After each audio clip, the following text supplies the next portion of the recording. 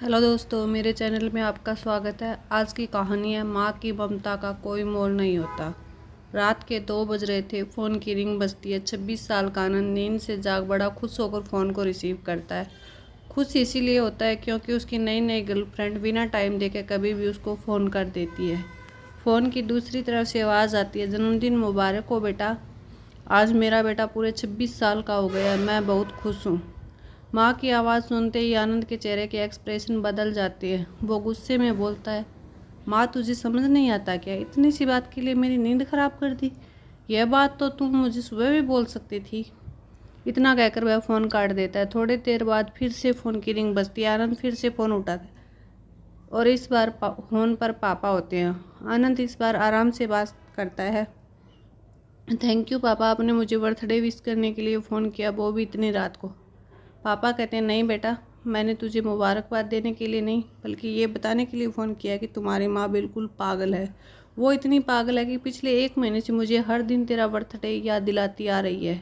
वो इतनी पागल है कि तुम हमसे सैकड़ों किलोमीटर दूर है, फिर भी उसने यहाँ पर खुद अपने हाथों से तेरे लिए केक बनाया है। ऊपर से ये जिद कर बैठी है कि जब तक तुझे विश नहीं कर देती तब तक न खुद खाना खाएगी ना मुझे खाने देगी। आनंद सब ध्यान से सुन रहा था और उसे ये महसूस भी हो रहा था कि उसने अपनी माँ को फॉर ग्रांटेड ले लिया था। वो बोला, नहीं माँ, नहीं पापा, माँ बिल्कुल पागल नहीं है। पापा कहते हैं, नहीं बेटा, तू अपनी माँ के पागलपन को नहीं जानता, मैं जानता हूँ। वह तो 26 साल पहले ही पागल हो गई थी जब डॉक्टर ने उसे कहा था या तो हम बच्चे को बचा सकते हैं या आपको। उसने बिना 1 सेकंड भी सोचे बच्चे को बचाने का फैसला ले लिया और मुझे भी कसम देकर उस फॉर्म पर साइन करने के लिए मना लिया था जिस पर लिखा था उसकी ज़िंदगी इस ऑपरेशन से खतरे में है और अगर उसे कुछ होता है तो उसके जिम्मेदार डॉक्टर नहीं होंगे। अब तू ही बता, बिना तुझे देखे जो और तेरे लिए मरने को तैयार हो जाए उसे हम पागल नहीं तो क्या कहेंगे? इतना कहकर पापा ने भी फ़ोन रख दिया। आनंद ने भी अब यह महसूस किया कि वह जो कर रहा था वो भूल नहीं, गुनाह था। हाँ, एक बार किसी इंसान को दुख दो तो कोई बात नहीं, लेकिन भगवान को दुख देना गुनाह ही होता है और माँ भगवान से कम नहीं होती। पछताव के आंसू उसकी आंखों से बह निकले।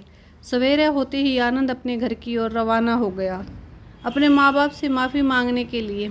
घर पहुँचते ही उसने पहले माँ से माफ़ी मांगी जिसने उसे गले से लगा लिया। फिर वह अपने पापा से माफ़ी मांगने लगा। पापा ने कहा, कोई बात नहीं बेटा, जा तू वापस चला जा। तेरी माँ हमेशा कहती थी कि तू उसे बुढ़ापे में संभालेगा, लेकिन मैं उसे समझा दूंगा। जैसे आज तक मैं उसे संभालते आया हूँ वैसे ही आगे भी उसका ख्याल रखूँगा। उसे भी यह समझ लेना चाहिए कि बेटा उसके एक फ़ोन करने से परेशान हो जाए वह उसे उम्र भर क्या संभालेगा। बाप की ऐसी कड़वी बातें सुन आनंद की आंखें बहने लगी। वो सर झुकाए अपने बाप के सामने चुपचाप खड़ा रहा। अपने बेटे को परेशान देख माँ आगे आती है और पापा को कहती है, जाने दीजिए, माफ़ कर दीजिए, हमारा ही बेटा है।